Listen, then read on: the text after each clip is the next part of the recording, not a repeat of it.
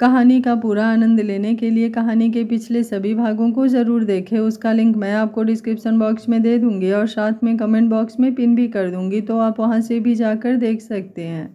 अति को होश में आया देखकर जश्न की आंखें खुशी से फैल गई, लेकिन तभी जश्न की आंखें हैरत में और भी ज़्यादा बड़ी हो गईं। उसकी अति ने उस पर ही वो वास फेंक कर मारा। इस बात ने उसके होश उड़ा दिए।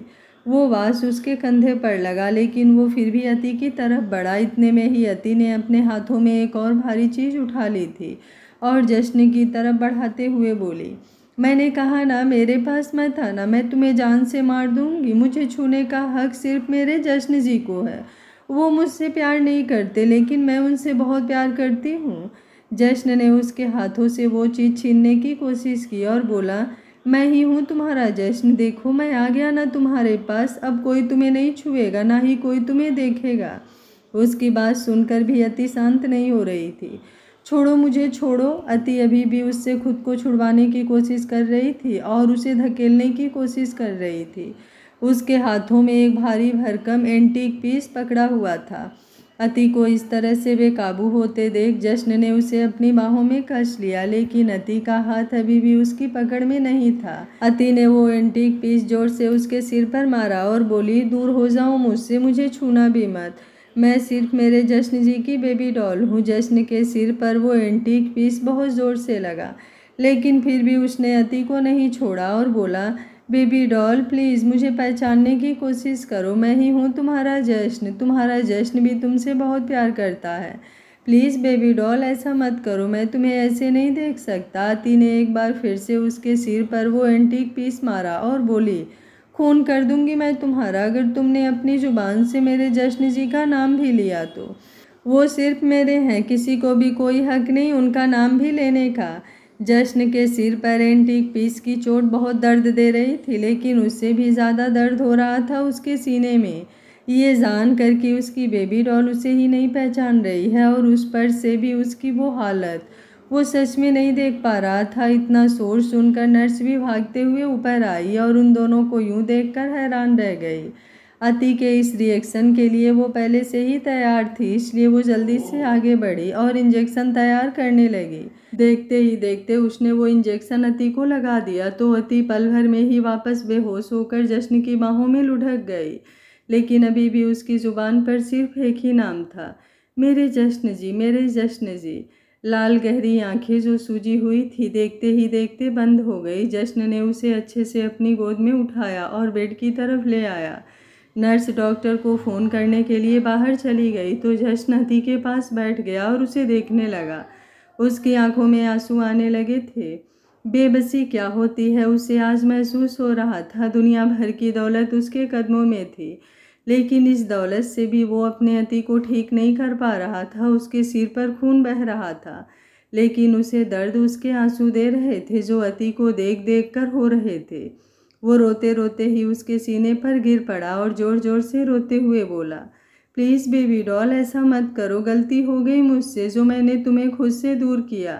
प्लीज़ एक बार माफ़ कर दो, आइंदा ऐसी गलती कभी नहीं करूँगा। मैं नहीं रह सकता तुम्हारे बिना। तुम्हें इस हालत में देखकर मेरी जान निकल रही है। मैं मर जाऊँगा, प्लीज़ मुझे मत तड़पाओ। मैं तुम्हारा जश्न हूँ, प्लीज़ उठकर अपने जश्न को अपने सीने से लगा लो। मैं तड़प रहा हूँ, प्लीज़ मेरी तड़प को शांत कर दो। एक बार मेरी आंखों में देखकर मुझे अपना जश्न कह दो। उठो ना बेबी डॉल, प्लीज़ उठ जाओ। मैं वादा करता हूँ आइंदा कभी तुम्हें खुद से दूर नहीं करूँगा। बस एक बार उठकर मुझे अपने सीने से लगा लो। वो रो रहा था, गिड़गिड़ा रहा था, लेकिन उसकी अति एक बार फिर से बेजान हो चुकी थी। ना ही उसे कुछ सुनाई दे रहा था और ना ही दिखाई, पर उसे देखकर भी ना पहचान पाना जश्न के दिल में किसी खंजर की तरफ चुभ रहा था। वो भी पिछले एक हफ्ते से नहीं सोया था, इसलिए रोते रोते उसकी आंख लग गई। लेकिन अब ये कुछ पलों का सुकून क्या तूफान लेकर आने वाला था, उससे वो अनजान था। थोड़ी देर बाद अति की आंखें खुली तो उसे अपने सीने पर कुछ भारी भारी महसूस हो रहा था और सिर में भी बहुत ज़्यादा दर्द हो रहा था। उसका शरीर इस वक्त इतना ज़्यादा कमज़ोर था कि वो फिलहाल खुद पर एक हाथ भी बर्दाश्त नहीं कर सकती थी। तो जश्न का सिर तो बहुत ही ज़्यादा भारी था।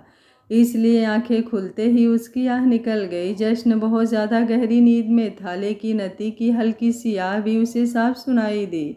वो झटके से खड़ा हुआ तो देखा कि अति बेहद गुस्से से उसे घूर रही है और उसके हाथों में इस वक्त एक इंजेक्शन था जो शायद उसने जश्न को मारने के लिए ही उठाया था। उसकी साइड टेबल पर काफ़ी इंजेक्शन और बाकी सारे डॉक्टरी इंस्ट्रूमेंट्स रखे थे। अगर जश्न उसके सीने से अपना सिर नहीं उठाता तो शायद अब तक तो अति उसे वो इंजेक्शन चुभो देती। जश्न ने जल्दी से उसके हाथों से वो इंजेक्शन पकड़ने की कोशिश की, लेकिन तभी अति ने अपना हाथ घुमा दिया, जिससे वो इंजेक्शन उसकी ही बाह पर तेजी से चल गया, जिससे खून बहने लगा। वो इंजेक्शन उसकी बाह को चीरते हुए चुभा तो खून भी उसी तरफ बह गया था। अति अपने हाथ पर खून देखकर एकदम से चिल्लाई, खून खून, तुमने मुझे मार दिया, तुमने मुझे दर्द दिया। मेरे जश्न जी तुम्हें मारेंगे, वो जान ले लेंगे तुम्हारी। दूर हटो मुझसे, वो आने वाले हैं, वो मुझे लेने आएंगे। उन्होंने कहा था वो आएंगे, पर अब मैं उनके पास नहीं जाऊंगी। अति फिर से सुबक सुबक कर बोले जा रही थी। जश्न उसका हाथ पकड़ने की कोशिश कर रहा था ताकि उसका खून साफ कर सके, लेकिन अति उसे अपनी बाह पकड़ा ही नहीं रही थी, बल्कि उससे दूर जा रही थी। वो उठकर बैठ गई थी और पीछे की तरफ खिसक रही थी। वो अभी भी जश्न को नहीं पहचान रही थी और ये बात जश्न के दिल को और भी ज़्यादा चीर रही थी।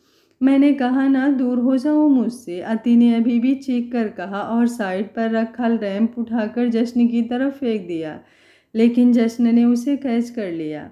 अति को इस तरह देखना यकीनन उसके लिए बहुत ज़्यादा तकलीफ देह था, लेकिन अब वो यूं ही हाथ पर हाथ धरे नहीं बैठ सकता था।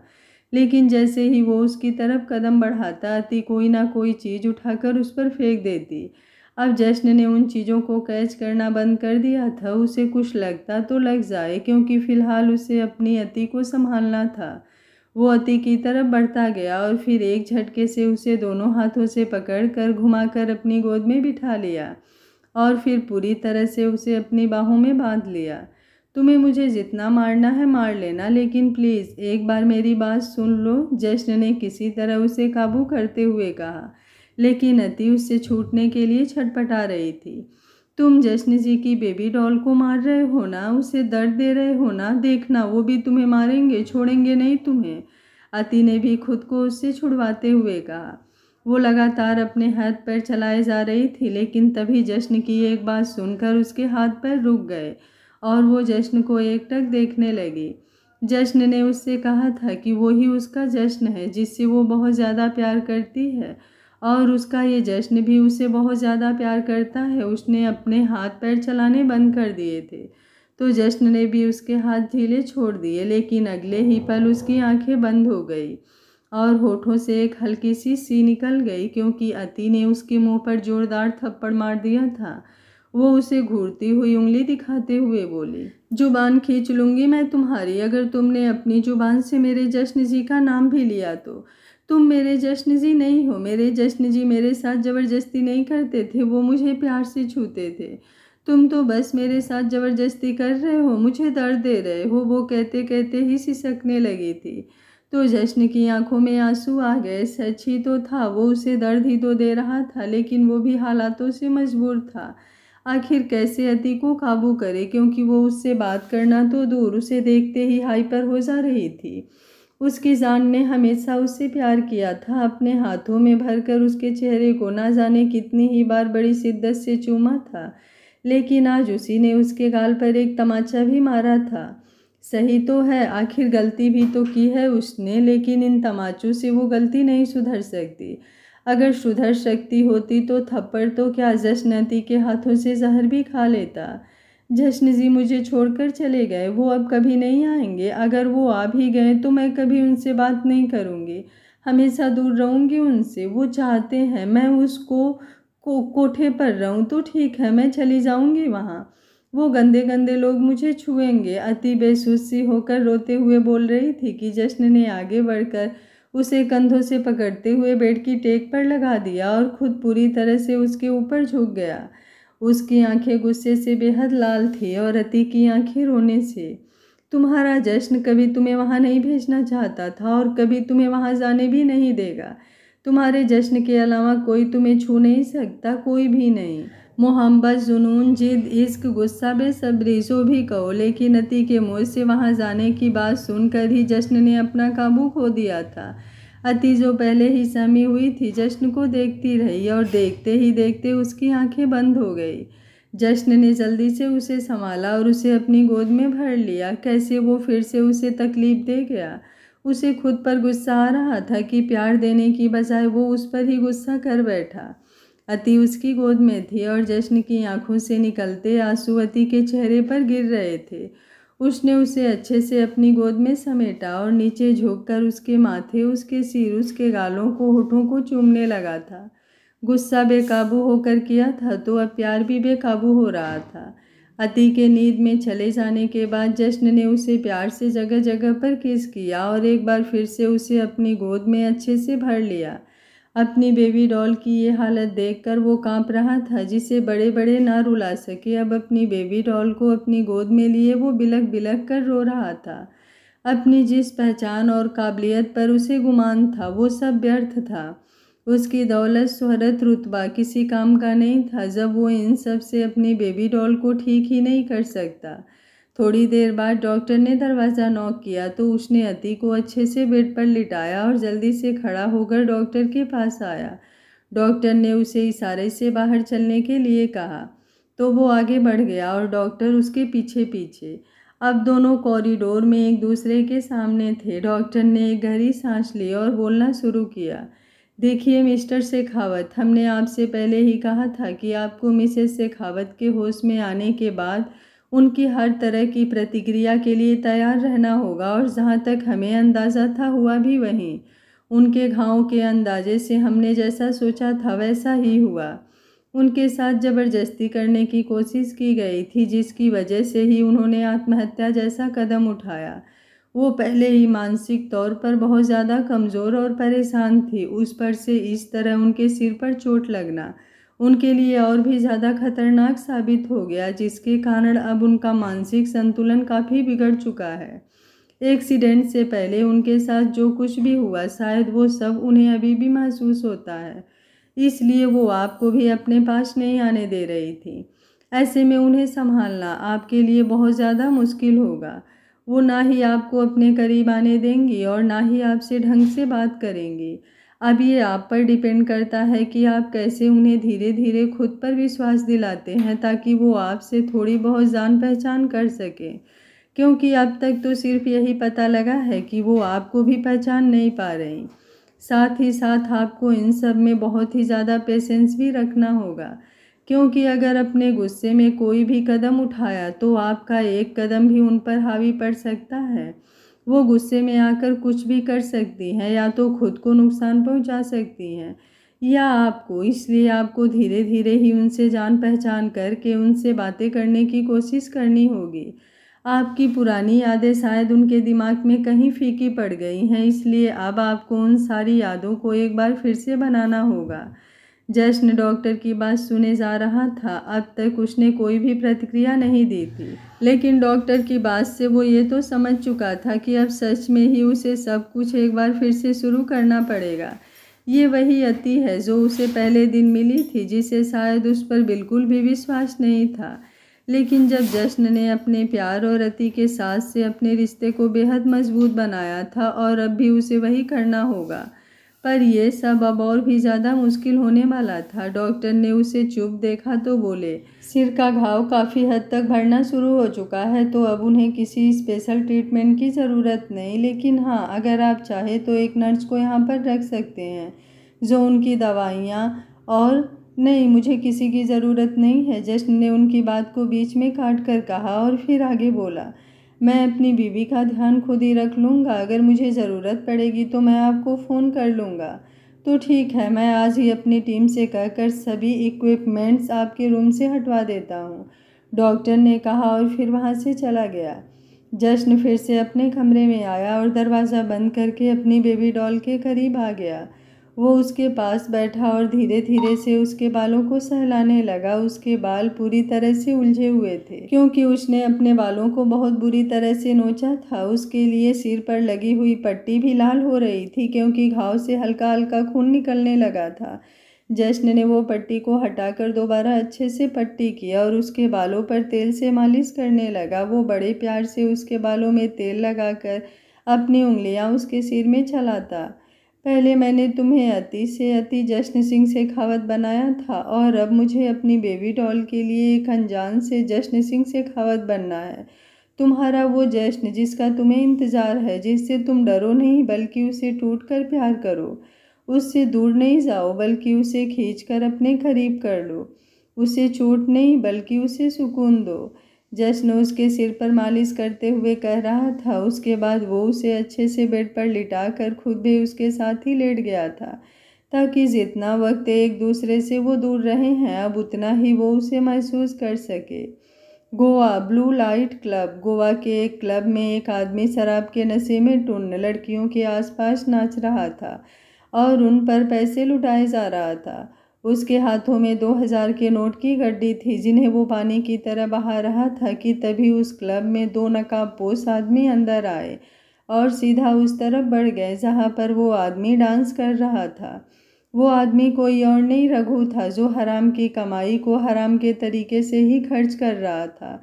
और वो आदमी जो अभी अभी वहाँ पर घुसे थे वो जश्न के आदमी थे।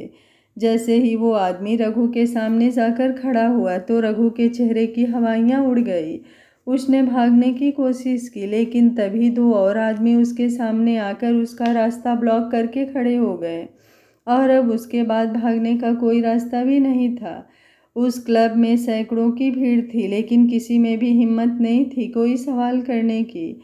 उन चारों में से एक आदमी ने पहले उसके दोनों पैरों पर गोलियां चलाई और फिर 2 आदमियों ने उसे अपने कंधे पर उठा लिया और बाहर की तरफ लेकर आ गए। रघु मिल गया। ये मैसेज जश्न के फ़ोन पर फ्लैश हुआ तो उसका चेहरा गुस्से से कांपने लगा। उसकी आंखें किसी राक्षस की तरह भयानक लग रही थी। उसने अति की तरफ देखा जो गहरी नींद में सोई हुई थी। उसे यूं ही सोते हुए छोड़कर जश्न कमरे से बाहर आ गया और फिर अपने ही घर में नीचे बेसमेंट में चला गया जहां पर इस वक्त रघु, कालिंदी, गौरी, पारस और धनी रस्सियों से बंधे हुए थे। नागर को रस्सी की ज़रूरत ही नहीं थी क्योंकि भागना तो दूर अपने पैरों पर खड़े होने की हिम्मत भी वो इस जन्म में नहीं कर सकता था।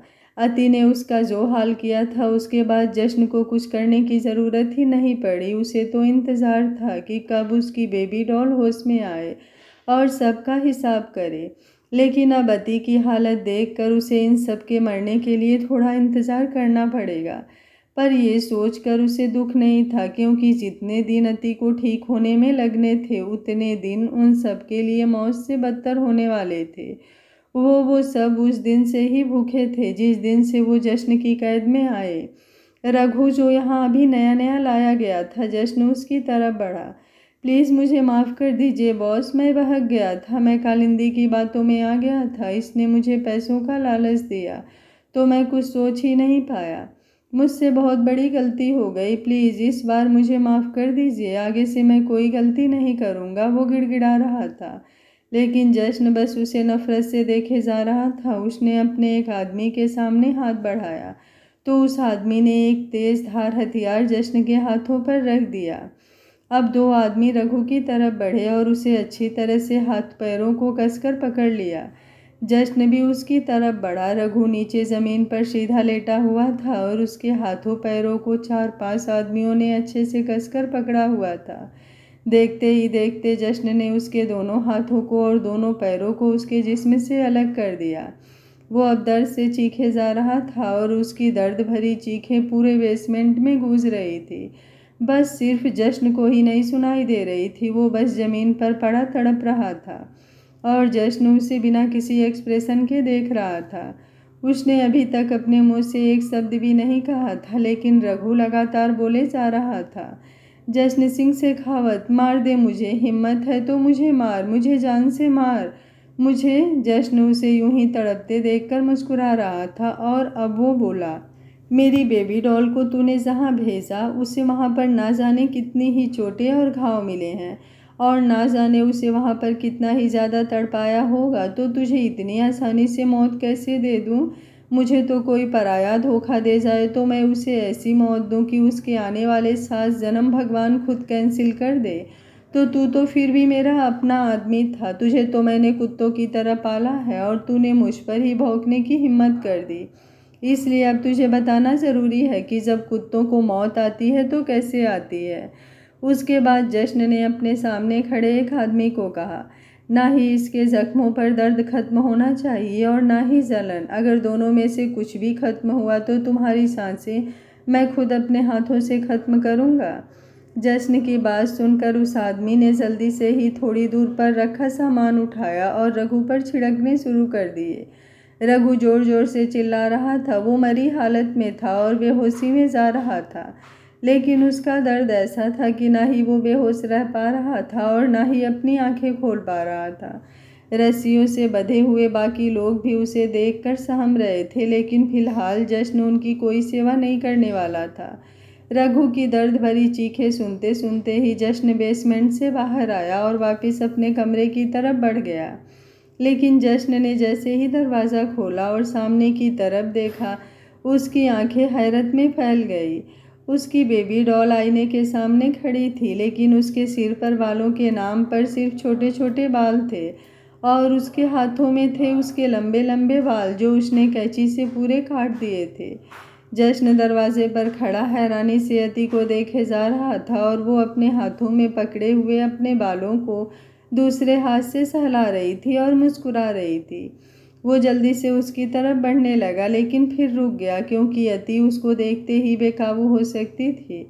पता नहीं कैसे तुम पर ऑयल लग गया, पर कोई बात नहीं, मैं तुम्हें वॉश कर दूंगी। मेरे जश्न जी को मेरे बाल सिल्की सिल्की और हवा में उड़ते हुए पसंद है। अगर मैं अपने बालों में ऑयल लगाऊं तो उनको गंदी गंदी स्मेल आती है। इससे पहले कि मेरे जश्न जी आए मैं तुम्हें अच्छे से वॉश कर दूंगी। वो अपने बालों को देखते हुए बोल रही थी और जश्न की आंखों में नमी भर गई थी। सच ही तो है, जब भी अति अपने बालों पर तेल लगाती तो वो बुरी तरह से चिढ़ जाता था। अति उसके करीब आती तो वो उसे हमेशा बोलता था कि पहले जाकर अपने बाल वॉश करे और फिर वो उसके करीब आए, क्योंकि ऑयल की स्मेल उसे बिल्कुल भी पसंद नहीं थी। अति उसे तो भूल गई, लेकिन उसकी पसंद को नहीं भूली, ये सोचकर वो रोते रोते भी मुस्कुरा दिया।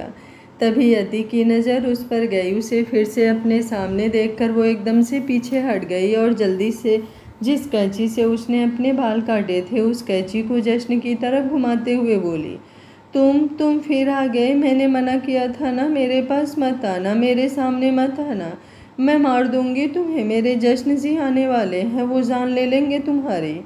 अति को फिर से बेकाबू होते देख जश्न दरवाजे से पीछे हटने लगा और बोला, मुझे यहाँ तुम्हारे जश्न जी ने भेजा है। उनको आने में देर हो रही थी, इसलिए उन्होंने पहले मुझे ही भेज दिया। तुम्हें याद नहीं है जब वो तुम्हारे साथ बॉडीगार्ड्स भेजते थे? मैं तो बस वही बॉडीगार्ड हूँ, प्लीज़ मुझे मारना मत, जश्न कह रहा था और अति सोचे जा रही थी। तभी वो मुस्कुराई और बोली, मेरे जश्न जी ने भेजा है तुम्हें, वो आने वाले हैं, उन्होंने कहा था मुझे, वो ज़रूर आएंगे। इतना कहकर वो ज़ोर ज़ोर से तालियां बजाने लगी थी, लेकिन तालियां बजाने के चक्कर में उसके हाथों में पकड़ी हुई कैंची और उसके बाल दोनों ही नीचे गिर गए थे। लेकिन फिर भी वो तालियां बजाए जा रही थी और हंसते हुए बोल रही थी, मेरे जश्न जी आने वाले हैं, मेरे जश्न जी आने वाले हैं। उसके बाल उसके पैरों के नीचे आ रहे थे तो अचानक से ही उसने नीचे ध्यान दिया। अपने बालों को बिखरा हुआ देखकर वो एकदम से नीचे बैठ गई और रोने लगी। मेरे सारे बाल बिखर गए, हाय, मेरे जश्न जी नाराज़ हो जाएंगे मुझसे। उन्होंने कहा था कि मेरे बिखरे हुए बाल उनको बिल्कुल पसंद नहीं, उन्हें मैं हमेशा अच्छे से तैयार हुई ही पसंद आती हूँ, पर अब मैं क्या करूँ?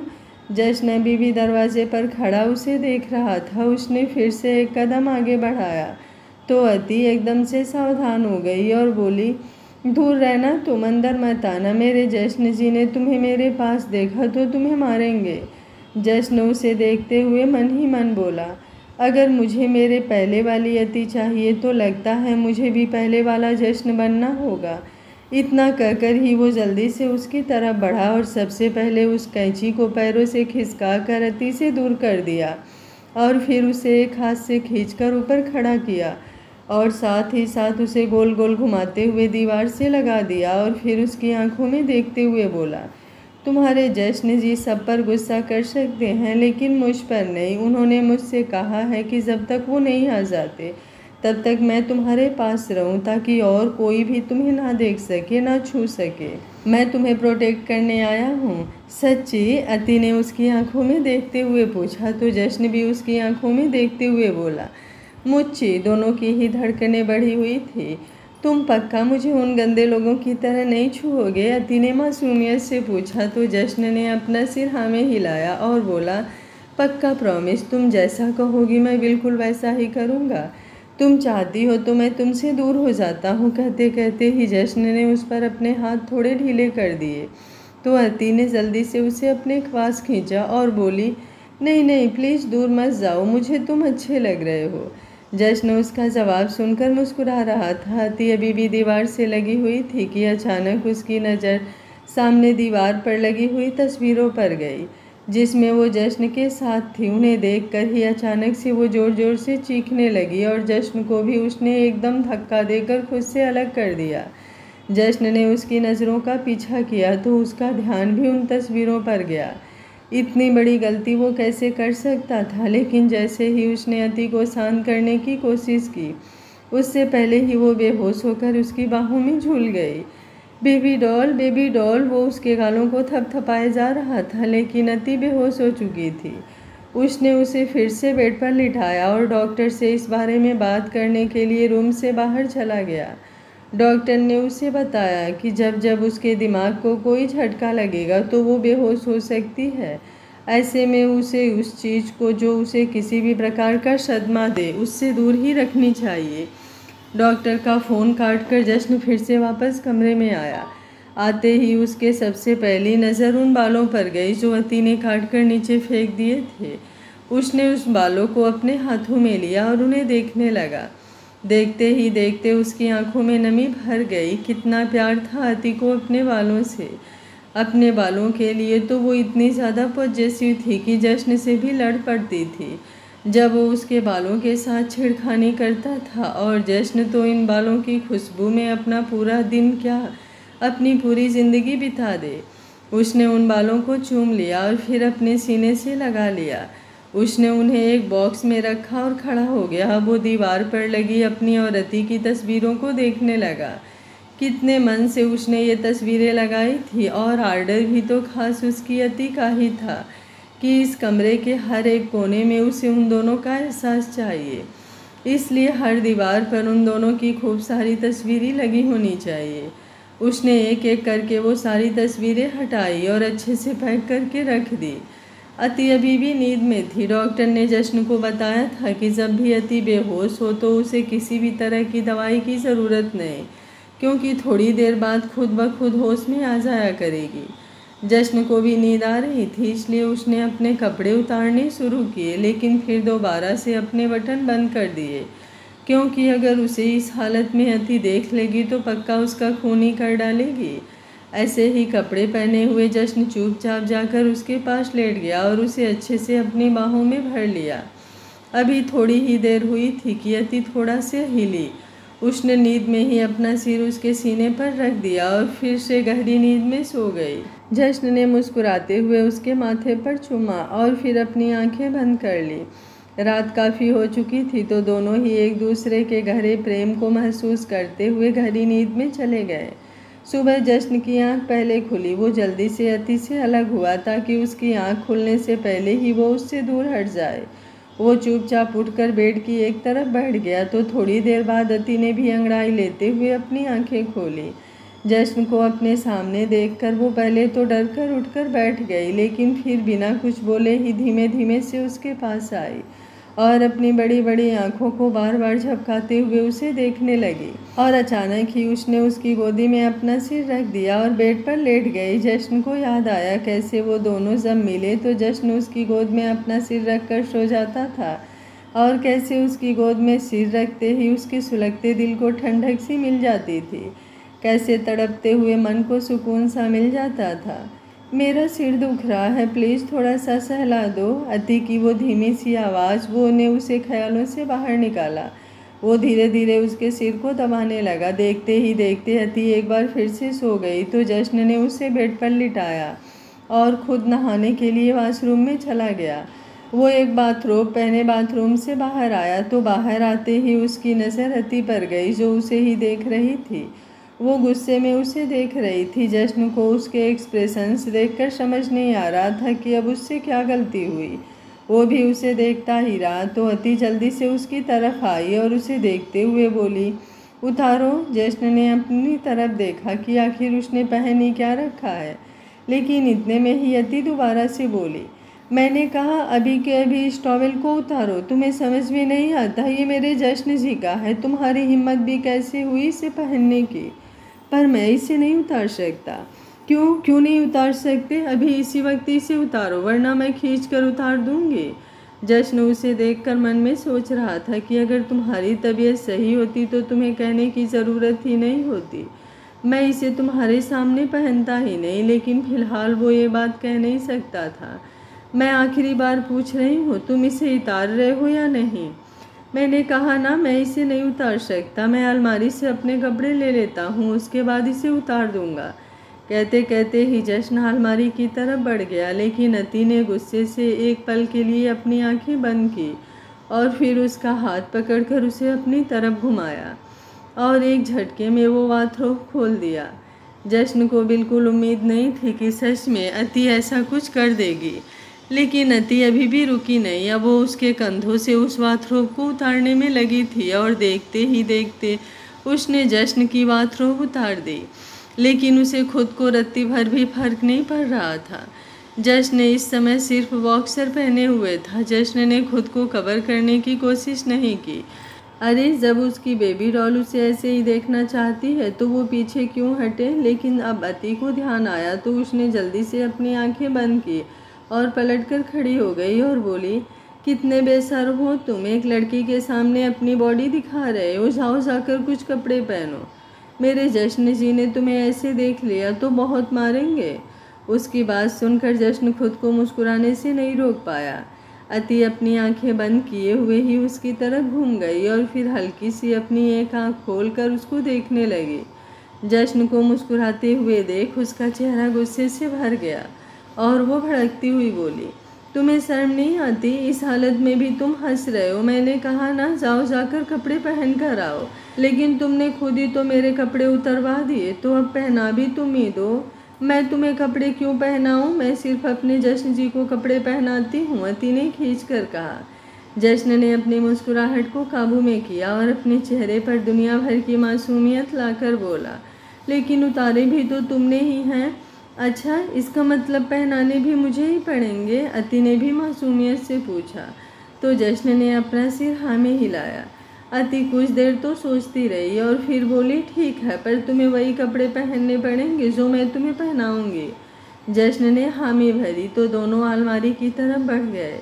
अति ने अलमारी खोली और अपने होठों को अपनी उंगली में दबाकर कपड़ों की तरफ देखने लगी।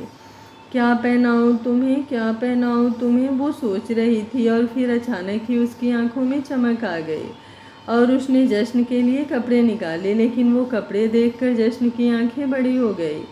उसने हैरानी से अति की तरफ देखा क्योंकि उसने एक फुल स्लीव शर्ट और नीचे शॉर्ट्स निकाले थे। मैं ये कपड़े नहीं पहन सकता, वो अचानक से बोला। ऐसे कैसे नहीं पहन सकते? तुम्हें पहनने पड़ेंगे, वरना मैं तुम्हारी शिकायत अपने जश्न जी को लगा दूंगी कि तुम मेरी बात बिल्कुल नहीं मानते। अति गुस्से से बोली, पर ये कपड़े सही नहीं है। शर्ट के साथ शॉर्ट्स कौन पहनता है? लेकिन मुझे अच्छे लगते हैं, इसलिए तुम यही पहनोगे, वरना इसी वक्त मैं तुम्हें तुम्हारी जॉब से निकाल दूंगी और कोई दूसरा बॉडीगार्ड रख लूँगी। जश्न ने उसकी बात सुनकर अलमारी का एक दरवाज़ा बंद किया और उसे अपने करीब खींचकर उसकी कमर पर हाथ रखते हुए बोला, ऐसे कैसे मेरी जगह किसी और को रख लोगी? अति डर कर उसे देखने लगी और फिर धीमे से बोली, ठीक है, तुम्हें नहीं पहनने तो मत पहनो। उसका वो मायूस सा चेहरा देखकर जश्न ने उसके हाथों से कपड़े लिए और बोला, ठीक है, मैं यही कपड़े पहन लूँगा, लेकिन अब पहनाने तुम्हें पड़ेंगे। अति की धड़कन तेज हो चुकी थी। दिमाग भले ही थोड़ा कमज़ोर हो चुका था, लेकिन दिल के एहसास अभी भी उतने ही मजबूत थे। ठीक है, उसने भी अपना सिर हल्का सा हिलाया। तो जश्न मुस्कुराया और फिर दोनों आईने के सामने आ गए। अति ने शर्ट पकड़ी और फिर जश्न की बाह को सीधा कर शर्ट की बाजू डाली और फिर दूसरी बाजू भी वैसे ही डाल दी। जब वो बटन बंद करने लगी तो जश्न ने उसे रोका और बोला, अगर तुम कहो तो ये बटन मैं खुद बंद कर लूँ। अति ने जल्दी से हाँ कह दिया तो जश्न ने बटन बंद करने शुरू कर दिए, पर अति को साथ लेकर। अति को इस बात की भनक भी नहीं हुई। वो जब घूमने लगी तो शर्ट में फंस गई तो गुस्से से जश्न को घूरने लगी।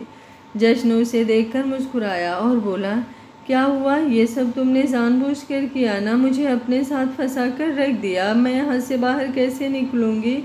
सिर्फ मैंने ये तो देखा ही नहीं, अब हम क्या करेंगे? जश्न ने भी मासूमियत से पूछा। तो अति सोचने लगी, लेकिन फिर अचानक ही रोने लगी। तो जश्न ने उससे पूछा कि वो रो क्यों रही है? तो वो रोते हुए ही बोली, अब मैं हमेशा यहीं पर फंसी रह जाऊंगी, यहाँ से कभी बाहर नहीं निकल पाऊंगी। जब मेरे जश्न जी आएंगे तो मैं उनसे कैसे मिलूंगी? इसलिए मुझे रोना आ रहा है। हाय, उसकी इस मासूमियत पर जश्न को बहुत प्यार आ रहा था।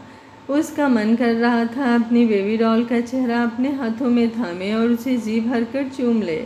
उसकी आंखों में बहते हुए मोटे मोटे आंसू उसका अपने होठों से पी लेने का मन कर रहा था। जश्न ने अपनी उंगलियों से उसके आंसू साफ किए और बोला, तुम ऐसा करो, यहाँ पर मेरे सीने पर सर रख लो और फिर कुछ सोचने की कोशिश करो। इतनी देर में मैं भी सोचता हूँ। अति ने उसकी बात सुनकर वैसा ही किया। चुपचाप उसके सीने पर सिर रख लिया और अपनी आंखें बंद कर ली।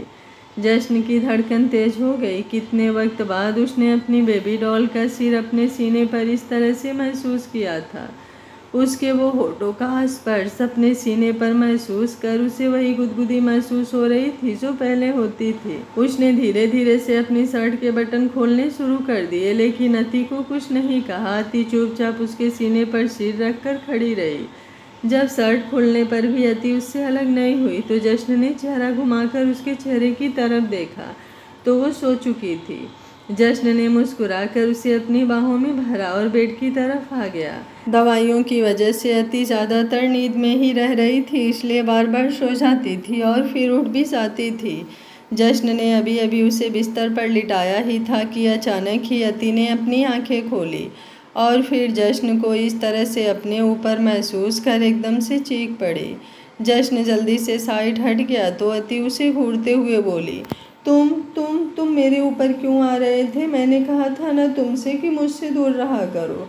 मेरे जश्न जी को बिल्कुल अच्छा नहीं लगेगा अगर तुम मेरे पास आए तो। पर मैं तो सिर्फ तुम्हें बेड पर लिटाने के लिए आया था। देखो, मैंने तुम्हें उस शर्ट से भी आज़ाद कर दिया। जश्न भी उसी की तरह मासूमियत से बोला। तो अति ने खुद को देखा और फिर उसकी शर्ट की तरफ देखकर खुश होने लगी। ये तुमने कैसे किया? तुम्हें जादू आता है? मुझे भी सिखाओ ना। पर जादू सिखाने के लिए तो मुझे तुम्हारे करीब आना पड़ेगा। अच्छा, फिर रहने दो, मैं अपने जश्न जी से ही सीख लूँगी। अति ने मुंह बनाकर कहा तो जश्न उसे देखता ही रह गया।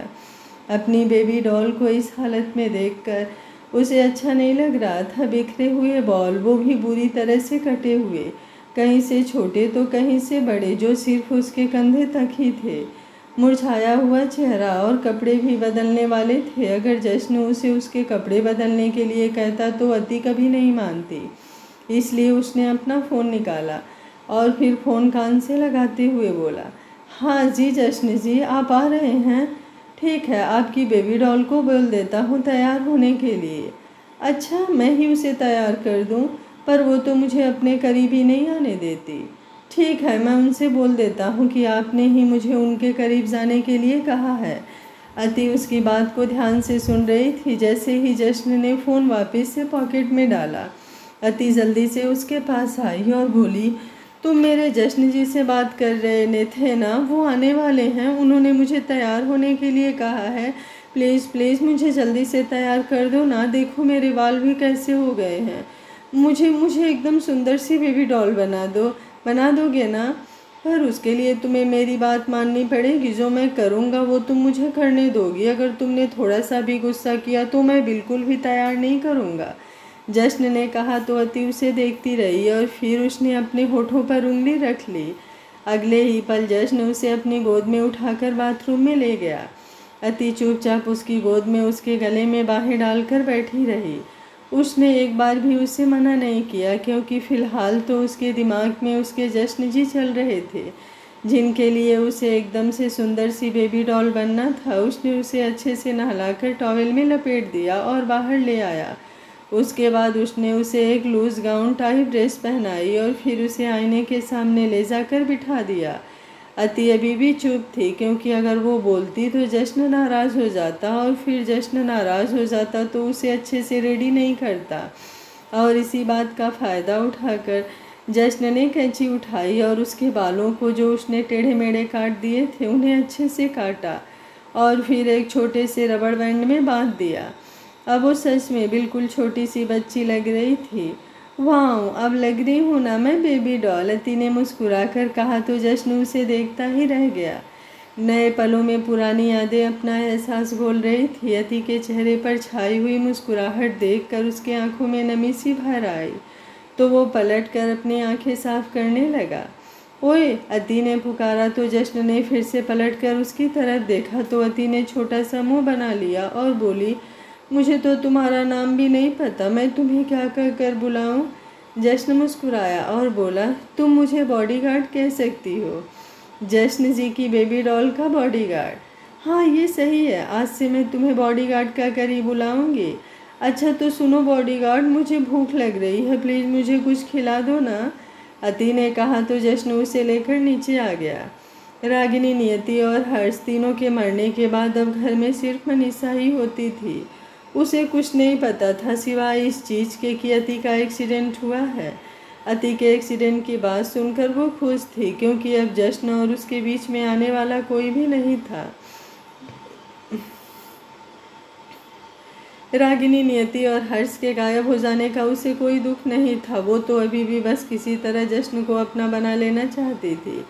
अति को जश्न के साथ साथ आते देख वो हैरान रह गई, क्योंकि इतने दिनों में तो कभी जश्न भी खाने के लिए नीचे नहीं आया था। जश्न ने अति को चेयर पर बैठाया और रमा आंटी की तरफ देखते हुए बोला, आप पहले एक प्लेट फ्रूट सैलेड बना दीजिए और फिर कुछ अच्छा सा नाश्ता तैयार कर दीजिएगा। रमा जी उसकी बात सुनकर किचन में चली गई तो मनीषा जल्दी से उन दोनों के पास आई, लेकिन वो कुछ कहती उससे पहले ही अति उसे देखकर अपनी जगह से खड़ी हो गई और कदम पीछे लेने लगी। उसने हाथों की मुट्ठी बंद कर ली। चुड़ैल, चुड़ैल, गंदी आंटी, गंदी आंटी। ओह हेलो, मैं कोई गंदी आंटी नहीं हूँ, मैं अभी सिर्फ 23 ईयर्स की हूँ, मनीषा ने तपाक से कहा तो अति भी जल्दी से बोली, लेकिन गंदी तो हो ना, और चुड़ैल भी, तुम्हारी इतनी हिम्मत। मनीषा गुस्से से उसकी तरफ बढ़ी तो अति चिल्लाने लगी, बचाओ बचाओ बॉडीगार्ड, मुझे इस चुड़ैल से बचाओ, तुम्हें नहीं पता ये कितनी खतरनाक है, ये मुझे बिल्कुल पसंद नहीं करती, ये मेरे जश्न जी पर डोरे भी डालती है, इसलिए मेरा मन करता है मैं इसे नोच डालूं, पर मैं छोटी बच्ची हूँ तो प्लीज़ मेरी जगह पर तुम इसकी पिटाई कर दो ना। जश्न अब तक उसके बिल्कुल करीब आकर उसे पकड़ने की कोशिश कर रहा था तो अति भी उसके सीने से लग गई और फिर मनीषा की तरफ देखते हुए बोली, मेरा बॉडीगार्ड तुम्हें पीट देगा, तुम दूर रहो मुझसे। मनीषा उसकी बातें सुनकर हैरानी से उसे ही देख रही थी और समझने की कोशिश कर रही थी आखिर वो जश्न को अपना बॉडीगार्ड क्यों बुला रही है और इस तरह से बिहेव क्यों कर रही है, लेकिन वो कुछ कहती उससे पहले ही जश्न ने उस पर चिल्लाना शुरू कर दिया। तुम्हें समझ नहीं आता, जब अति कह रही है कि जाओ यहाँ से तो चली जाओ ना। नहीं, ये ऐसे नहीं जाएगी, तुम रुको बॉडीगार्ड, इसे तो मैं बताती हूँ, अति ने कहा और वहाँ पर रखा एक पेपर वेट उठाकर उसके सिर पर दे मारा। मनीषा, जो इन सब के लिए बिल्कुल तैयार नहीं थी, वो अपनी जगह से हिल भी नहीं पाई और वो पेपर वेट सीधे उसके सिर पर जाकर लगा, जिससे उसके माथे पर से खून आने लगा। वो अति की तरफ देखते हुए चिल्लाई, पागल हो गई हो क्या तुम, दिमाग खराब है क्या तुम्हारा। उसे इस तरह चिल्लाते देख अति डर गई और जश्न के बिल्कुल सीने से लग गई और देखते ही देखते दोबारा बेहोश हो गई। जश्न ने उसका चेहरा थपथपाया, लेकिन अति ने अपनी आंखें नहीं खोली तो जश्न उसे अपनी गोद में लेकर जल्दी से सीढ़ियों की तरफ बढ़ गया। अजीब पागल है, मुझे मारकर बेहोश खुद हो गई, मनीषा बड़बड़ाई और अपने माथे को छूकर देखने लगी, जिसमें से हल्का हल्का खून निकल रहा था। कहीं सच में तो पागल नहीं हो गई ये, मनीषा ने अपनी उंगलियों को देखते हुए कहा। तो अचानक ही उसकी आंखें बड़ी हो गई। उसके चेहरे पर एक शैतानी मुस्कुराहट तैरने लगी। क्या मैं जो सोच रही हूँ वही सच है? अगर सच में ये लड़की पागल हो गई तो मुझे तो कुछ करने की ज़रूरत ही नहीं पड़ेगी। अरे पागल को कोई कितनी देर बर्दाश्त करेगा? जश्न जी खुद ही उससे परेशान होकर इसे घर से बाहर निकाल देंगे, उसने मुस्कुराते हुए कहा। जश्न अति को गोद में उठाकर ऊपर कमरे में ले आया और उसे बेड पर लिटाकर उसका सिर सहलाने लगा। उसका यूं बार बार बेहोश हो जाना जश्न को बिल्कुल भी अच्छा नहीं लग रहा था, लेकिन फिलहाल उसका यूं बेहोश हो जाना जश्न को राहत दे रहा था, क्योंकि नीचे जो कुछ भी हुआ उसके बाद अगर मनीषा कुछ और कह देती तो जश्न उसकी ज़ुबान खींच लेता, और जश्न का इस तरह से गुस्सा करना शायद अति के लिए सही नहीं होता। अति को सोते देख जश्न अपनी जगह से उठा और कमरे से बाहर निकल गया। आज जो हो रहा था वो दोबारा ना हो, इसलिए उसे मनीषा को वार्निंग देनी थी। इसलिए वो सीधा ही मनीषा के कमरे में आया और जहाँ पर वो सोफे पर बैठी अपने हाथों पर नेल पेंट लगा रही थी, जश्न ने वो नेल पेंट से भरा बॉक्स उठाकर और नीचे ज़मीन पर पटक दिया तो मनीषा एकदम से हड़बड़ा कर अपनी जगह से उठी। वो अपने काम में इस तरह खोई हुई थी कि उसे जश्न के आने का पता ही नहीं लगा।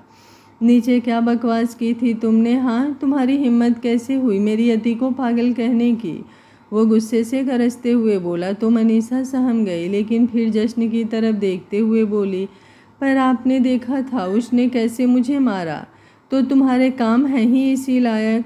आपको अभी भी मैं ही गलत लग रही हूँ, जबकि साफ साफ पता चल रहा था कि वो लड़की पागल हो गई है। खबरदार, एक और बार भी तुमने मेरी अति के लिए इस शब्द का इस्तेमाल किया तो जश्न ने उसे गर्दन से पकड़कर पीछे की तरफ धकेलते हुए दीवार से लगा दिया था। मनीषा एकदम से सहम गई। उसे जश्न की आंखों में एक जुनून दिखाई दे रहा था। जश्न ने उसे एक झटके से छोड़ा और बोला, तुम्हें इस घर में सिर्फ इसलिए रहने दिया क्योंकि तुम्हारा और कोई ठिकाना नहीं है, पर अगर तुम अपनी हरकतों से बाज नहीं आई तो फिर चाहे तुम सड़क पर भटकना या फिर कहीं जाकर आत्महत्या कर लेना, मैं तुम्हें इस घर से बाहर निकालने में वक्त नहीं लगाऊंगा। इतना कहकर जश्न उसके कमरे से बाहर आ गया और मनीषा बस उसे जाते देखती रह गई। जश्न अपने कमरे में आया तो अति अभी भी सो रही थी। वो उसके पास आया और उसे उठाने की कोशिश करने लगा तो अति ने अपनी आंखें खोली और आंखें खोलते ही रोने लगी। उसे रोते देख जश्न को लगा शायद वो मनीषा की बात को याद करते हुए रो रही है, लेकिन अगले ही पल वो हैरान रह गया जब अति रोते हुए ही बोली, मुझे बेसन के लड्डू खाने हैं बॉडीगार्ड, मुझे बहुत भूख लगी है, प्लीज़ बॉडीगार्ड मुझे बेसन के लड्डू बनाकर खिलाओ ना, प्लीज़ रोना बंद करो, तुम्हें जो खाना है मैं तुम्हें खिला दूंगा, मैं अभी रमा आंटी को फ़ोन करके तुम्हारे लिए बेसन के लड्डू बनवा देता हूँ। नहीं, तुम किसी को फ़ोन नहीं करोगे क्योंकि मुझे तुम्हारे हाथ के बेसन के लड्डू खाने हैं, अति ने कहा तो जश्न हैरान रह गया। बेसन के लड्डू दूर, उसे बेसन का भी नहीं पता था। चलो जल्दी से किचन में चलो, तुम मेरे सामने ही लड्डू बनाना और मुझे अपने हाथों से खिलाना, अति ने बेड से खड़े होकर कहा तो जश्न मुँह लटकाए बस उसे देखता ही रह गया। तुम्हें सुनाई नहीं दिया क्या? चलो अब जल्दी से खड़े हो जाओ, अति ने दोबारा कहा तो जश्न जल्दी से खड़ा हुआ, लेकिन एक बार फिर से अति को देखता रह गया तो अति उसके करीब आई और उसे गुस्से से देखते हुए बोली, ऐसे क्या देख रहे हो? तुम्हारा मूड जानने की कोशिश कर रहा हूँ। मूड? अति ने हैरानी से पूछा। हाँ, कोशिश कर रहा हूँ ये जानने की कि तुम गुस्से में हो या उदास हो, एक पल में रोने लग जाती हो तो एक पल में ज्वालामुखी बन जाती हो। अति ने अपनी भौहें उचकाते हुए उसे देखा और बोली, अब अगर तुम यहाँ से नहीं हिले तो मेरी जगह तुम रोओगे और मेरा गुस्सा तुम झेल नहीं पाओगे। उसकी बात सुनकर जश्न अंदर ही अंदर मुस्कुरा रहा था कि भले ही उसकी बेबी डॉल का दिमाग थोड़ा कमज़ोर हो गया, लेकिन उसके तेवर अभी भी नहीं बदले। अपने सामने किसी और की तो वो चलने ही नहीं देती। अति गुस्से से उसे देखते हुए कमरे से बाहर आ गई तो जश्न भी उसके पीछे पीछे ही चल दिया। दोनों किचन में पहुंचे, लेकिन अति एक तरफ जाकर खड़ी हो गई और सब नौकरों को देखते हुए बोली, चलिए सब बाहर निकलिए, आज मेरा बॉडीगार्ड मुझे बेसन के लड्डू बनाकर खिलाएगा। उसकी बात सुनकर सबने हैरानी से जश्न की तरफ देखा, लेकिन जश्न का इशारा पाकर सब बाहर की तरफ चले गए। रमा आंटी रुकी और धीमे से बोली, मैं कुछ मदद कर दूं तुम्हारी? तो जश्न मुस्कुराया और बोला, नहीं, मैं खुद हैंडल कर लूँगा। अब खड़े रहोगे या कोई काम भी करोगे? अति ने कहा तो जश्न अपनी जगह पर खड़ा खड़ा ही हिल गया। जिसे डराने की हिम्मत पूरी दुनिया में नहीं थी। अति की आवाज़ ही उसके अंदर खौफ भर रही थी। उसने किचन की तरफ देखा, जहाँ पर उसे कुछ भी समझ नहीं आ रहा था कि कौन सा सामान कहाँ रखा होगा। आज तक वो कभी किचन में पानी का गिलास लेने भी नहीं आया था। पूरी दुनिया के कोने कोने में घुमा हुआ इंसान अपनी किचन में ही नहीं घुमा था, लेकिन उसकी बेबी डॉल ने ये कमी भी पूरी कर दी। किसी तरह उसने सारा सामान इकट्ठा किया और बेसन लड्डू बनाने की तैयारी करने लगा। उसने अपना फ़ोन निकालना और यूट्यूब से देख कर बेसन का लड्डू बना रहा था। अति चुपचाप उसके पास आई और काउंटर पर बैठकर एप्पल खाने लगी। जश्न को वो वक्त याद आ रहा था जब अति ने अपनी पहली रसोई में बेसन के लड्डू बनाए थे, और जश्न भी कुछ इसी तरह उसके सामने खड़ा होकर उसे देखता रहा था। वो बेसन सेकने लगा तो उसे लगा बेसन थोड़ा कम रह गया था, तो उसने दोबारा से बेसन लेने के लिए ऊपर लगी ड्रॉवर को खोला। लेकिन जैसे ही उसने बेसन का डब्बा बाहर निकाला, वो डब्बा उसके हाथों से छूटकर उसके ऊपर ही गिर गया, जिससे वो पूरा बेसन से भर गया और डिब्बे को बचाते बचाते वो खुद भी नीचे ज़मीन पर गिर गया। लेकिन जैसे ही उसने अपनी आंखें खोली तो देखा कि उसके ऊपर गिरी अति भी पूरी बेसन से भर गई, जो उसे बचाने के लिए जल्दी से उसके पास आई थी। अति जश्न के ऊपर थी और जश्न अति के नीचे। अति ने अपने बेसन से भरे बाल झटकाए तो पूरा बेसन जश्न के चेहरे पर गिरा, जिसे देखकर अति खिलखिलाकर हंसने लगी और बार बार अपने बाल झटकाने लगी, जिससे कुछ बेसन हर बार हवा में उड़ता और जश्न के चेहरे पर गिर जाता और उसकी हंसी और भी ज़्यादा बढ़ जाती। जश्न उसे यूं खिलखिलाकर हंसते हुए देखकर मुस्कुरा रहा था, लेकिन जब उसे समझ आया कि अति क्यों हंस रही है तो उसने भी वही करना शुरू कर दिया। वो भी अपने बाल झटकाता तो बेसन हवा में उड़ने लगता, तो अति और भी ज़्यादा खिलखिलाकर हंस देती। लेकिन हंसते हंसते ही वो रोने लगी और बोली, तुमने सारा बेसन खराब कर दिया, अब मैं बेसन के लड्डू कैसे खाऊंगी, बहुत गंदे हो तुम। कहते हुए वो जश्न के सीने पर हल्के हल्के मुक्के मारने लगी। जश्न ने उसे कमर से थाम रखा था। वो यूं ही अपने हाथ उसकी कमर पर और भी ज़्यादा कसते हुए बोला, क्या हुआ, अगर लड्डू नहीं है तो तुम कुछ और भी तो खा सकती हो। क्या खाऊं? कुछ भी, जश्न ने उसके लबों को देखते हुए कहा। लेकिन उसकी बेबी डॉल कैसे उसके ये इशारे समझती। वो और भी ज़्यादा ज़ोर ज़ोर से रोने लगी और बोली, मुझे नहीं पता, मुझे बेसन के लड्डू खाने हैं, मुझे अभी बेसन के लड्डू खाने हैं। वो रोए ही जा रही थी कि जश्न ने एकदम से पकड़कर उसकी बोलती बंद कर दी। उसने कुछ पलों बाद उसे छोड़ा तो अति सुबकती हुई उसे देखने लगी। तुम सच में बहुत गंदे हो, मैं तुम्हारी शिकायत जश्न जी को लगाऊंगी। तुमने मुझे यहाँ पर किसी की ना, देखना वो तुम्हारी पिटाई करेंगे। अति अपने लबों पर उंगली रखकर बोली। जश्न ने जल्दी से अपने कान पकड़े और बोला, सॉरी सॉरी, पर मैंने तुम्हें किसी नहीं की। वो तो तुम चुप ही नहीं हो रही थी, इसलिए मैंने तुम्हें चुप करवा दिया, वरना तुम रोती रहती। और जश्न जी ने मुझे कहा है कि मैं तुम्हें रोने ना दूं, क्योंकि तुम्हें रोती हुई उन्हें बिल्कुल भी पसंद नहीं। सच्ची? अति ने पूछा तो जश्न मुस्कुराया और बोला, सच्ची मुच्ची। पर मेरे बेसन के लड्डू? अति ने मायूसी से कहा।